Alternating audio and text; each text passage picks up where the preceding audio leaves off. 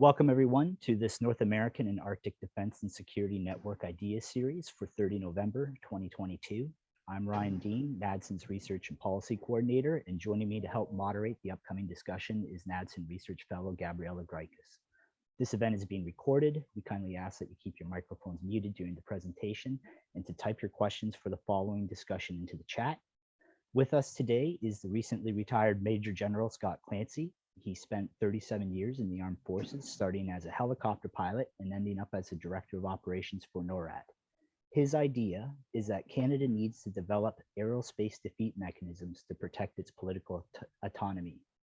It's my pleasure to welcome General Clancy. Hey everybody, thanks Ryan. Thanks for inviting me on, and thanks to all of you for having the interest in North American defense to be able to speak about this. Now, I'm going to postulate something, and then over the course of the question period, I'm going to try and defend it. That doesn't mean it's the only opinion out there, but I love the idea that the discourse that we're going to have here enlightens everyone with respect to this. I will, start up front that my comments are as a practitioner. I'm not a program manager. I am not a budgeteer. I am not a politician. I'm a practitioner of defense, but I've been fighting Cold War ideas since the 1980s because, my initial education was rooted in the Cold War. I'm going to make my comments as quickly as I can to try and get to why I think we need defeat mechanisms as part of the program on NORAD modernization. And for all those who are, if there's some French speakers out there, évidemment, une fois qu'on est rendu à la point des questions, je peux répondre à des questions en français si jamais il y a besoin. So, we need a defeat mechanism as part of NORAD modernization. Let's talk about the evolution of the threat that leads me to that postulation. Now, it starts with that the homeland is not a sanctuary. Oceans are not moats. So this is General O'Shaughnessy, the previous commander of NORAD US Northcom, articulating what is in effect the reality evolution of a threat from gravity-based bombers, where they had to fly over oceans, where the oceans, could see an adversary coming from a naval power point of view, where you're going to have to use strategic bombers as the primary mechanisms. And even if it was ICBMs, they only presented intercontinental ballistic nuclear threat, not any kind of advance of the conventional threat. Now, this flies a little bit in the face of the fact that the last 30 years, we've been conducting global war on terror below that, threshold, but not at that great power competition level with our primary adversaries at a global strategic level, but with other adversaries, and have taken our eye off of that strategic game. I say taken our eye off because I don't think Russia or China ever took their eye off of that global strategic game, ever, and have been continuing to evolve their threats and their mindsets with respect to how they do this. But what this has done to us in the Occidental militaries especially, and I would say all of the defense apparatus around us, has put a focus on the away game versus the home game. The idea here is that we fight our adversaries on someone else's soil. It's a very North American with respect to its approach. We'll fight our adversaries on someone else's soil so that those threats do not propagate at home. Now, this flies a little bit in the face as well of strong, secure, and engaged, or all Canadian defense policy. And the reason why I say it flies in the face of that is that we organize and structure ourselves, and you can say whatever you want with respect to the historic defense policies, over the course of the last 40, 50 years and beyond. The reality is it's been all about expeditionary operations, not the policy itself, but how the CAM force is organized, and not about defending North America. That's been the afterthought. So even though all defense policy in Canada is predicated upon two fundamental realities and one choice, the realities being you must defend Canada, you must defend North America, and then the third thing becomes a choice: contribute to global security, the affluence of Canadians economically worldwide, be engaged, as is the current choice, engaged in world operations and alliances. The E part in SSE is the choice, SS is the non-negotiable portions, and yet we organize ourselves different with a preeminence of focus on the away game. That away game has been very much mindful and front and center with respect to our military planners in Canada and the United States. The other thing that this focuses, and why I think SSE needs to be re-examined, at least how it compares to the rest of the alliances that Canada's a party to, especially NATO, is there's no priority to North America in here. The away game is Europe. So when you compare North American defense to, and throw it against the idea of what NATO thinks is defending, NATO is defending Europe. It's not defending North America. Now, as you say, no, I defending here in Europe, we're defending North America. Are you? So, what is NATO's preparations for a conventional assault on North America? The answer is none. Okay. So, to me, the evolution of the threat brings us back to you're strong in NATO, you're strong with your expeditionary operations, you're strong overseas, but you're not strong at home because that's the soft underbelly. And this is the place that nothing has been developed. And all you have to do is look at the evolution of the funding to the global combatant commands over the course of the intervening last 50 years, and you'll know that it is not North American defense that's getting the significant portion of the funding. So as we take that perspective with respect to the evolution of the threat and now apply it to deterrence theory, okay, so the homeland is safe. From a deterrence theory point of view, the homeland's safe because of mutually assured destruction. But that's a nuclear threshold that has to be crossed to be able to get yourself there. The evolution of the threat is that the homeland is at risk from a conventional war point of view, that which was never in the past. Now, this is almost a flip side of what existed during the Cold War, where the idea of Russia or the Soviet Union at the time and the Warsaw Pact being able to conduct a limited conventional war in Europe without crossing the nuclear threshold was something that we all considered, whether it's tripwire defense and the onslaughts, all the rest of those pieces that we would consider as part of the operational and strategic strategies in the Cold War were part and parcel of the idea of, yeah, you're going to conduct a limited conventional war in Europe prior to crossing, or hopefully instead of crossing that nuclear threshold. Interesting that we've now arrived at a position where the way in which the threat has propagated, I wouldn't be conducting a limited conventional war in Europe. To what ends? And if I was Russia, I'd be conducting a limited conventional war against the United States and Canada. In North America, it's a soft underbelly. It's the place that's the least amount of mass of forces. It's not well defended. And quite honestly, it takes NATO out of the game. So from a deterrent theory point of view, that which prevents Russia from executing a conventional war is deterrence via punishment.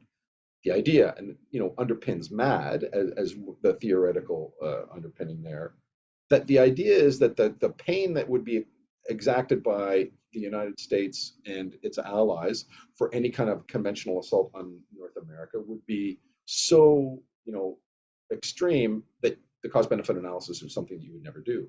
But remember that deterrence is about creating the idea in the mind of your adversary. And mutual assured destruction, especially as the pinnacle portion to that punishment, Russia's not buying it. They're not buying the fact that you're going to risk the end of life as we know it for what is ultimately a conventional onslaught inside of North America. And I got to tell you, I don't think the European allies are buying it either. Hence the reason of why and it's very much the reverse of where we were in the Cold War, trying to close the gap across the Atlantic between our allies. The Europeans are having none of this either, because if you're not creating that idea in the mind of the adversary, then the idea here is that they can prosecute unlimited conventional war inside of North America, and that this whole deterrence via punishment thing doesn't work. Now, the idea of deterrence via denial, which is denying the adversary the objectives that they want to achieve, comes back to you got to figure out what the objectives are. Now, if you're Russia here now, I have an opinion. And as the practitioner of this, I would say that the idea here is that Russia is trying to reestablish its position in the global world order. Now, that's a very generic phrase, and you kind of have to unpack that to figure out what it is. But if that's the case, you have to ask yourself, the follow-on question isn't necessarily, okay, well, what does that mean? I think the follow-on case that you have to unpack here, and more specifically, is what are they willing to risk to get it? And I think they're willing to risk significant portions of their economy. They're willing to risk life and limb. And I think Ukraine proves this, because I think it's part and parcel of what they're attempting to achieve. If you're going to defend North America, then within this threat and the evolution and understanding the way in which that threat has evolved, and then the mindset that I propose that the Russians are in. I think deterrence via denial is about denying the adversary the objectives that they can achieve, even theoretically making it so painful for them to achieve the objectives, not because of the punishment that you're going to exact after the effect. Pile that on if you so desire. The idea that there's no way that they can achieve the objective that they wanted because you've made it so far out of their reach that they're going to have to exact such an effort to get there that it's not what they're doing in the first place. Now, historically, you know, people would say, no, this erodes the element of mutual assured destruction. I disagree with this. I disagree with this the same way that I disagree that the conventional defense of Europe in the Cold War negated the elements of mutual assured destruction in the tail end. This is an idea that the Russians would love to propagate, because what that does is that it negates any kind of defensive scheme that enables North America to defend itself from any kind of potential onslaught, cruise missile and or otherwise. And we can talk about the specifics of the threat in the question period if you want. So denying the objective, exacting a specific cost. The idea here is changing the calculus with respect to the adversary so that it is so out of their reach because of the resilience of your forces, because of the hardened and redundant nature of the forces that you have, because of the way in which you're scheduling your defense, but especially because the decision making with which you're and the process by which you're going to do it is so ingrained and so redundant and so practiced that there's no way that they're going to achieve whatever result that they're going to achieve because of that. Okay, so to me, I think that the commander of NORAD has an extraordinary strategy to be able to do that. 4 pillars of his strategy: domain awareness, information dominance, uh, uh, decision superiority. Sorry, that was a brain fart. That happens at my age. Decision superiority, and the 4th pillar, global integration. I think that's a very sound strategy to get after this. And I will tell you, I've had these conversations very specifically with the commander of NORAD, that I believe that one of the fundamental missing pieces here is the defeat at this. The ability to defeat the primary elements of the conventional threat, cruise missiles. You can try to defeat all the rest of the pieces, archers and shooters, but realistically, ICBMs, even hypersonic glide vehicles, this is all about a nuclear threat. And from a defense point of view and a theoretical deterrence point of view, you're talking about characterizing the threat, not about actually defeating it. So the defeat is about the conventional piece. What you want to defeat is the cruise missiles. To be able to get after that defeat of the cruise missiles, you're going to need a specific number of systems and sensors to be able to go after that. I think a portion of that is already included in NORAD modernization, but I think they're missing that piece because I don't think you can change the calculus enough with just seeing the domains, with just being able to manage the information and the metadata that's coming in, via machine learning and AI to be able to get after that. And it's going to create just enough decision superiority for you to go, and you can't do anything about it, which I don't really think is going to change the calculus in the mind of the adversary. To me, you need a conventional backstop in terms of defeat. You need a robust architecture of command and control and infrastructure that is at the same time redundant as it is recoverable. You need a decision-making cycle and, a civilian architecture of being able to recover those pieces associated with the fabric of national power and national will to be able to ensure that that pain that you're going to exact on the adversary is clearly outside of the reach of the cost-benefit analysis that they've initially considered. So there's the case that I make, that the threat has evolved long enough and far enough that in the minds of Russia, they can execute a limited conventional war in North America without drawing in all of the strategic nuclear responses that are associated with MAD. Therefore, deterrence via punishment does not work. Via denial point of view, without a defeat mechanism, you don't have enough teeth to really get after creating that idea in the mindset of the adversary. All right, those are my comments. I think I've taken enough time because I wanted to get after a comprehensive question period to get, after this. Now I can defend this, I can answer questions on anything else pertaining to NORAD. Ryan and Gabriella, I leave it back over to you to moderate fair game. Okay, thank you very much for that interesting presentation. Let's open it up to discussions. As I said earlier, please put them in the chat. and we'll go from there. So as those questions are coming in, I thought we'd get back to that interesting space Canada finds itself in right now with this deterrence by denial capability, kind of finding itself caught between Europe and the United States in some ways. I was just wondering, what kind of agency do we have right now to start moving on this sort of capability, given the political pushback around defeat mechanisms and such?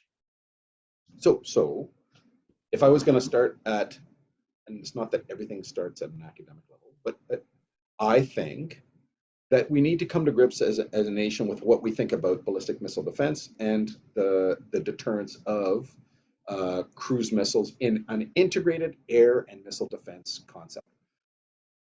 If we stand firm on advising from a theoretical point of view that any defensive mechanism in North America is going to erode the concepts of mutual assured destruction, therefore we're not going to do any defense, you bring into question the nature of military force and the requirement for the Canadian forces writ large. Just draw yourself out of that game.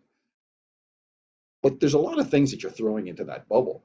You know, when I articulate this to academics and to industry folks, you know, I get the pushback saying, well, hold on for a second. You see a swarmed attack of cruise missiles on North America. How do you know that's not nuclear? I said, I don't necessarily, but I've got 101 indications that say to me that I'm not. And, you know, it's my judgment in characterizing those threats to the national authorities of both Canada and the United States that are going to say, this is not a nuclear assault. This is not existential with respect to how it's deeming its attack.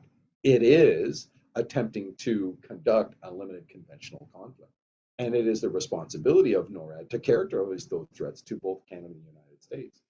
Remember that the underpinnings of mutual assured destruction are guaranteed by U.S. Strategic Command, STRATCOM, significantly, and that the decision-making with respect to the responses are built upon the characterization that is done by NORAD on the front end.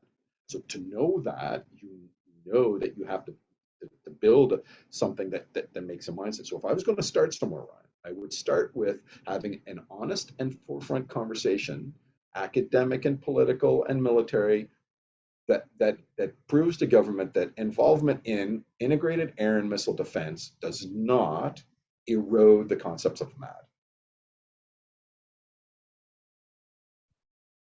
Thanks for that answer. Andrew, do you want to ask your question about the defeat mechanism? Sure. So my question was, can you elaborate on what will be required to create an adequate defeat mechanism? I can. So the reason why I started with NORAD's current strategy is I think that the concepts of domain awareness and information dominance that lead to decision superiority, that allow yourself to know and understand the threats that are approaching or that can propagate in that short period of time to get yourself left of launch are essential. Therefore, the program things of Arctic and polar OTHR, the modernization of the North Warning and long range radar systems in Canada and Alaska, and especially building the machine learning and AI portions on the back ends of those to make them maximized to be able to forward the ideas of information dominance with all the metadata that's associated with them. Absolutely foundational to elevate the space-based systems to be able to propagate our knowledge, over the pole to be able to get at the data that you need down. Absolutely, and these are all within the existing program. What you now need to add to that is something that I would say counters the current operational construct of how NORAD defeats incoming threats. The idea of shooting at cruise missiles with fighters is, and you can quote me, stupid. And it's stupid because you got to put one fighter on the back of one cruise missile, and he's got hundreds. So the reality is that he can fire from 6, 7, 8, 10 different locations or from one location with 10 different trajectories. And you have to put one on. Okay, this doesn't make any sense to me. Whereas everything's going to coalesce at the point of the target. So you need wide area surveillance networks to be able to characterize those threats down to coverage over top of the critical infrastructure that you need to defend to be able to make the guarantees that I was talking about on the front end. So you're going to have to guarantee your national command authorities, but more important than that, the fabric of which guarantees that life in terms of resilience and survivability that you need to guarantee the people that your way of life is actually going to continue. Whether this is your energy industry or what, these are the discussions with respect to what constitutes critical infrastructure. Then you're going to have tactical domain awareness and engagement integration systems that are going to be able to see the best way to be able to counter those threats. And then you're going to need layered defensive systems around the critical infrastructure to actually defeat them. You do that, and I don't think you're going to have to do that much to change the calculus of the adversary going, oh my gosh, I'm going to be able to achieve this. Because ultimately, with any defensive network, you can overwhelm it with numbers. But to overwhelm it with numbers, that's it. I've blown everything that I necessarily have. And that is about denying the adversary the objectives. Does that answer your question? All right, thank you very much. We have another question from Adam Svensson. What's your view on hypersonics relating to the NORAD mission region? So hypersonic glide vehicles, extant right now. The problem with hypersonic glide vehicles is they elude the ability of NORAD to characterize adequately a threat. That's at its fundamental state. So if you know anything about the trajectory of a hypersonic glide vehicle, you're going to see it as it comes out of the silo, but because of the maneuverable nature, and I don't want to get into the details of that, it's going to go very high, and on its initial, so the theory of intercontinental ballistic missiles, right? It's ballistic theory. So if I know any 2 points on the trajectory of a ballistic missile, then I know exactly where it's going to land, right? The idea is once you get a radar pit of it in that flight pattern, then you'll know where it's going to land. Our systems on the front end see it coming out of the silos so that you can do an initial characterization of the threat, and it's general azimuth. As soon as it comes into radar range, then you get the rest. That's the concept. Hypersonic glide vehicles, you'll see the initial as it comes out, it'll throw the threat fan, but that threat fan, because of the maneuverable nature of that vehicle, it's going to come up, drop down, and then it'll drop under your radar coverage, so you'll hear nothing else from it until something goes boom. Funny enough, as being the guy who has to defend North America, what's the difference between that and an undetected cruise missile launch? And the reality is nothing. The first thing you're going to get is something goes boom. The instant that it goes boom, you're going to know whether it's conventional or nuclear. Just saying, we know the difference between a conventional boom and a nuclear boom, at which point in time you're characterizing the same threat. And the difference is 25 to 30 minutes here, right? So again, and because the adversary has so little of these, and even though they're developing the technology for this, you're going, are you really going to waste that? So what are you going to actually execute with this? And to me, there's very little strategic advantage to this. Now, there might be some tactical advantage. The ability to take out key nodes, command and control, or things where before you get the ability to characterize and state that this is an actual attack. Okay, but I submit that the actual strategic advantage to that is relatively limited. And even with the evolution of HGVs worldwide, yes, you want to get after more radar systems that are forward-based to be able to see and propagate those things. So there's less of a curve to get underneath it. So the reality is once they're underneath those things, especially at the altitudes that they're flying, most of your radar systems are going to be ineffective at seeing that too, because of the shortened cone that you have with respect to each one of those radar systems. So you'd have to be able to see everything. The advent of space-based systems to be able to track more effectively those systems while this is where we're going. Now, that technology doesn't exist yet, but I think this is where NORAD Modernization's brain housing unit needs to go into the next evolution. I hope that answers your question. We have another question from Guillermo Cote, who says, do you think that the new Indo-Pacific strategy, which was developed in a foreign policy vacuum, but with a sense of urgency to get closer, more aligned with Quad and AUKUS, could create some more appetite to work closely with US Northcom and Homeland Defense to get things going, like you were just talking about NORAD modernization? But the great question. My brevity code kind of goes in my mind. My answer is no. But I think it's more telling for me to say why I think no. A few things with respect to, and I completely guarantee, what you're saying in the background, in a vacuum of the lack of a real foreign policy review? Absolutely. But I don't think that negates the requirement for a national strategy on Indo-Pacific. And I welcome it as at least a vector going forward. But it's ridiculous to think that Canada even propagating a strategy like that is going to make any difference, with respect to how Canada is viewed from the Indo-Pacific point of view. Allow me to articulate. When we went to East Timor with military force, to assist with when the problems with Indonesia were saying, well, what was that all about? That was about Indonesia closing the door on Team Canada when Chrétien and his cronies showed up, for a Team Canada thing that the president of the nation would not even accept them in the door. Okay, but if we assisted you in the resolution of your issues in East Timor, oh, okay, then we can talk about this. But this is indicative of the transactional fashion with respect to all the Asian nations see Canada and its dealings inside of Asia. Why? Because we haven't been there in any significant way since the mid 1950s and our involvement in South Korea.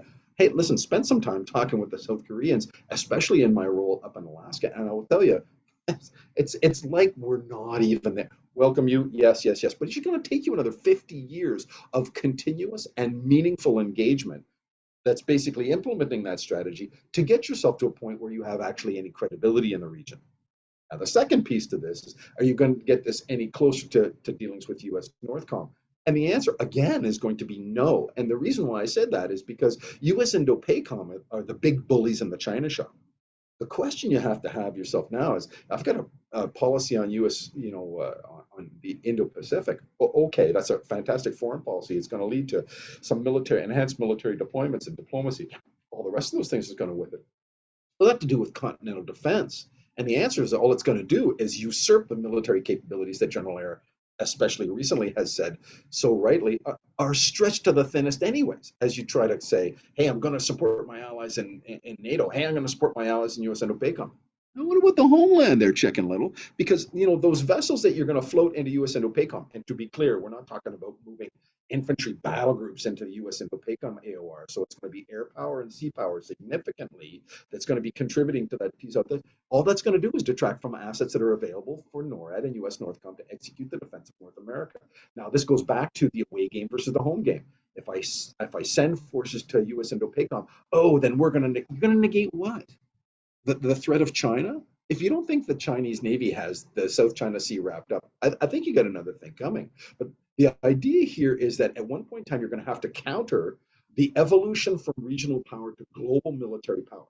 China, global economic power, regional military power, right? The PLA can defeat any army that it can march to because it can't march to North America. It ends up being the problem here. And if you look at the status of their strategic nuclear forces, their strategic bomber forces, their lack of any strategic tanker, I can keep on going with all of those elements of global power, military power that they do not have. But it's trying to counter that move from global. And I'm not sure a strategy pertaining to US Indo-PACOM or the Indo-Pacific is going to change any of that evolution. And all it's going to do is stretch those military forces. Now, it doesn't mean that you shouldn't do it, but it's not going to fundamentally change that negotiation and your preeminence. And because you're negotiating with the people who's been, and by the way, the commander of US Indo-PACOM, the bane of my existence when I was in Alaska for a significant amount of time, only you're taking away forces from the commander of US Northcom and NORAD's ability to actually defend the continent. Ask yourself, if you asked the commander of US Indo-PACOM what the job of US Northcom was, and he would say, give enough defense of the Northcom so that you can flow them to me so that I can fight the real fights. And you go, okay, so if the homeland's burning and you have all your forces, you're good? Oh no, we'd strike at them first. And then walk yourself backwards in that and go, your adversary knows that. He's never going to allow you to flow forces out the door that cause him an existential threat. So by the time you get to the decision point of saying, now we need to enact our war plans, and now we need to deploy, he's raining fire down on your airports and seaports of embarkation and making the homeland burn. And US Indo-PACOM and US EUCOM are going to do nothing about it. Ask yourself the next question, and I say this, the question was about US Indo-PACOM, but this applies to our alliances writ large. How much do our alliances with all the other nations in the world, other than the United States, what does that mean to us? There's a conventional strike on North America. what is NATO's action? And you ask yourself the question, Canada gets struck significantly, 100 or two cruise missiles, burning, thousands dead, military force annihilated. And do you think that your European allies are going to reach out and conduct precision strike against the Russian homeland? The answer is they never will. Oh, we're going to declare Article 5. Fascinating. What does that mean? Because every nation gets to decide what the response to Article 5 is. NATO will never strike at Russia because North America is burning. They'll allow the Americans to do that. At which point in time you ask yourself the question, what the hell am I in that alliance for in the first place? So, The World According to Scott, my favorite book, I quote from it all the time. All right, General Clancy. We've Thank got a you for the question. honest answer. Oh, sorry. General Clancy, we got a question from Dr. Thomas Hughes. He's got a point and a question for you. Yeah, thanks very much, Ryan. Yeah, as I kind of put in the chat, that was a super talk. Really thoroughly enjoyed that. So the one point I just would point out, I think NATO Article 6, as I understand it, refers directly to the North Atlantic. So kind of by definition, I'm not sure that NATO would get involved if there was an attack in the western side of North America. But as a second point, to go back to your sort of deterrence by denial, I think that requires that we demonstrate the ability to deny, demonstrate the ability to shoot down those cruise missiles. And that, I think, has long been the major challenge here. So how do we demonstrate that we can continue to do this, particularly in an environment where we're a bit unsure about potential adversaries' capabilities and they are perhaps not going to be forthcoming about what they can do? No, great question. I think you have to prove, first you have to field, and then demonstrate, exercise, and then produce real readiness on that defeat mechanism. I can attrit and limit. Now that's the first one. So you have to be able to defeat the cruise missiles. I mean, like I said, though, this deterrence by denial isn't going to be just about shooting at cruise missiles. And I do believe that, ground-based air defense systems shooting at cruise missiles is significantly better just in terms of the calculus as it pertains to being able to defeat those things. It provides you a 360-degree ability to defeat them as opposed to, trying to look at the one avenue of approach that things are coming in and how fighters deal with this. But you're going to layer mobile fighter forces to cover gaps over top of this with E3s and the systems of systems that you're going to do to try and enhance that kind of piece. But it's not just about having that defeat mechanism, which I think, again, you have to prove, and this is going to be about radar systems and fifth-gen fighters and new air-to-air missile systems and all the rest of the stuff that is part of the NORAD modernization piece to be able to get access to those forces. But you're also going to have to rationalize in the exercising, making forces available, and and demonstrating this on exercise to the adversary that you have to get after. So there's two components to this. And Thomas, I think it's a great question because there's multiple layers to this. First of all, you have to have access to the forces. Although in Canada, this is relatively clean, small numbers, and even to the advent of the F-35 and getting to that in time, new weapon systems and all the rest of the stuff, there's access to the forces because for us, it's pretty binary. But in the United States, it's not clear. We talk about US Indo-PACOM. When US Indo-PACOM says we're going to take all the Gen 5 fighters and we're going to go fight in US Indo-PACOM, we're going to take all the Gen 5 fighters and go fight in US EUCOM because that's where the predominance of and then we'll backfill with guard forces with things that can't shoot at cruise missiles and you go back to, you have to demonstrate a capability that you have a plan to actually use when it comes to wartime. Our adversaries kind of know what's going on here. They've watched our preoccupation with the away game. They kind of know how this is going to go down, and they're going, yeah, look, this is going to be easy. All we got to wait for is this, and then poof, we'll take up. Okay, then it's not just good enough that you exercise with the forces. You have an actual plan to be able to do this the right way. You're going to have to message this properly to the adversary. Here's another place where we back. And I got to tell you, the Americans do this a million times better than we do this in Canada. Our ability to take military force and message to our adversaries coherently. See that deployment of forces in Inuvik. See that deployment of forces in Yellowknife. See this deployment of forces in Iqaluit. We moved them there because you did that. We saw you do this, you've messaged this, and we're countering with that. We can do this at any point in time very quickly, and.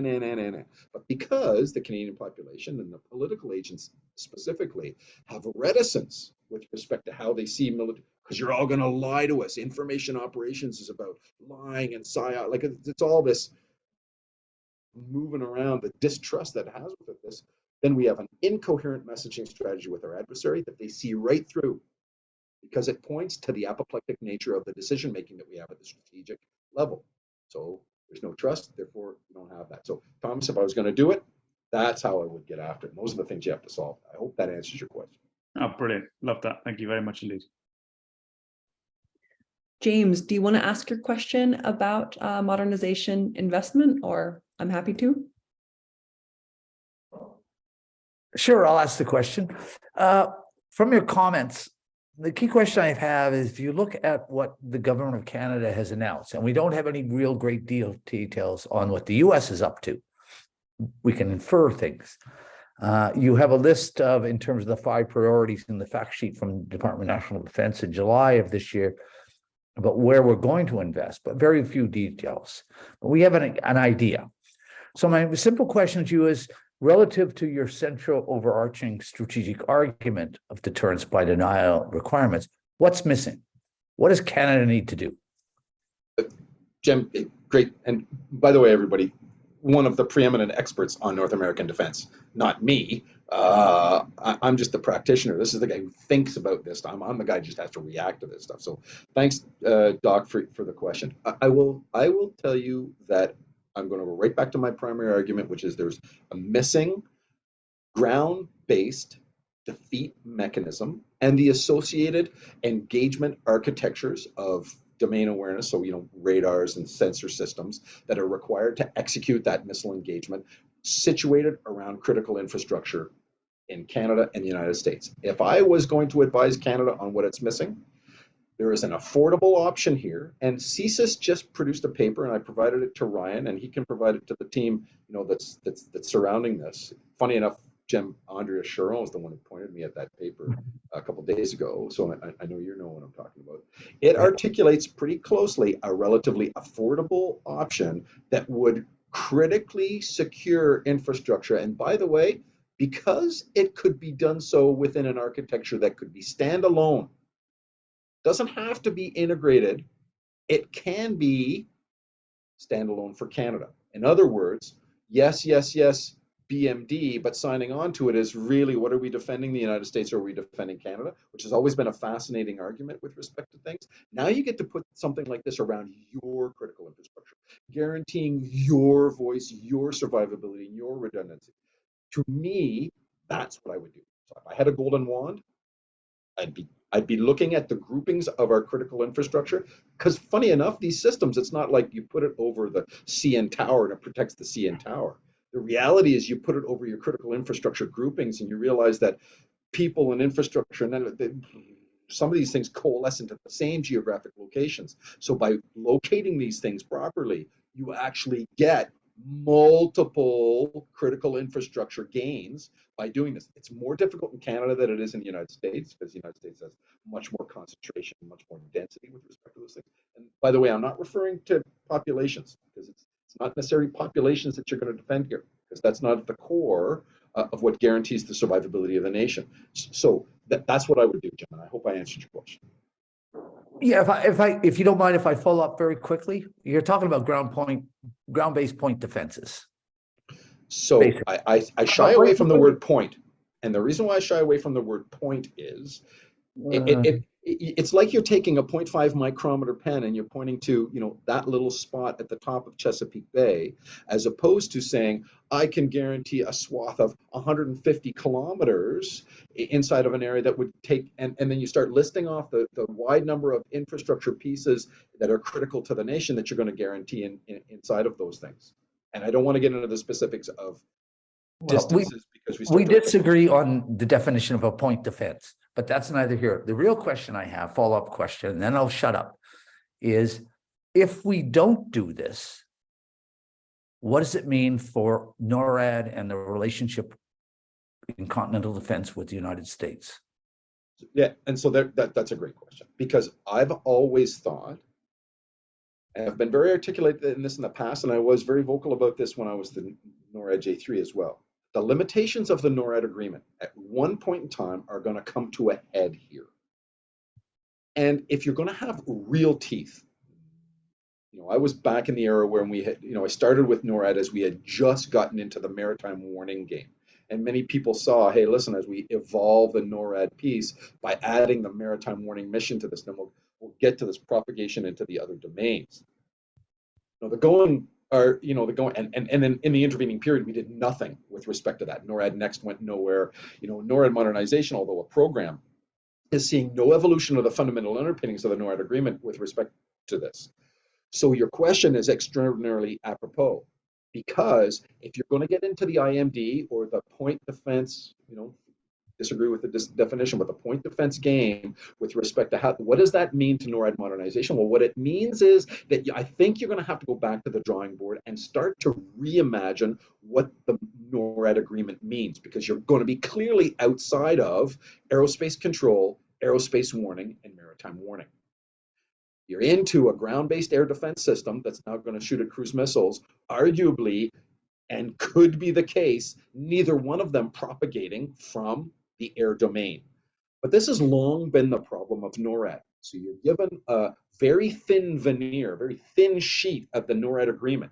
Aerospace warning, aerospace control, and maritime warning. You could make the case to say that these are only 2 domains deep, and if you include space, maybe 2.5. But even then, the reality is if you don't have your mittens into the cyber domain, into the land domain, that the influences, you can't fight a battle fighting in only one of those domains. You have to fight an overarching battle space. NORAD Northcom is in the perfect position because they sit at the nexus to that.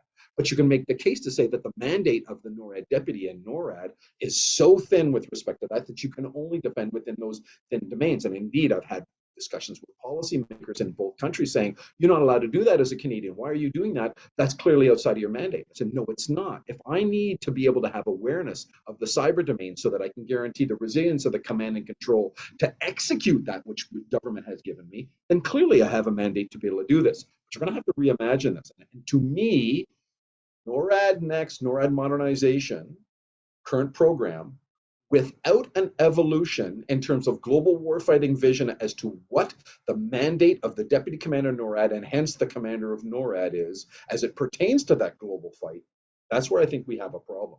If it was me, wave my wand and to try and resolve this, the first thing that I would do is I would take all of the continental defense responsibilities away from the commander of CJOC and I would give it to the deputy commander of NORAD.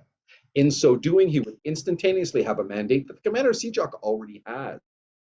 It would allow him to link all of the elements that, we wouldn't have to have an argument about BMD because the mandate of the deputy commander NORAD would be to defend North America with whatever force it is that we discuss. So to me, I think that there's a policy element here that's at the center point of being missed, and that by involving ourselves in a defeat mechanism, you bridge that conversation where you have to make those discussions. I hope that answers your question.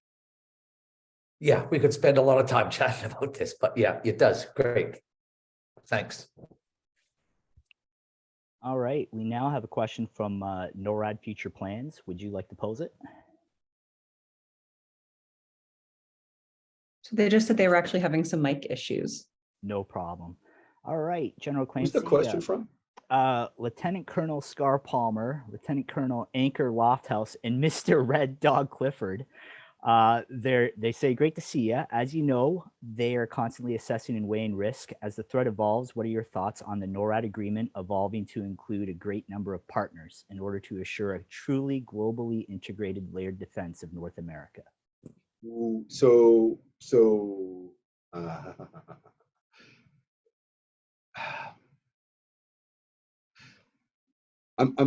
This is off the cuff, and Scar and Red Dog and the team there, they know that, I'd like to think deeply on something like that.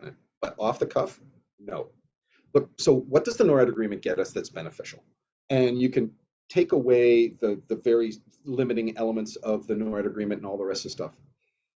Canada and the United States share common values and common geography.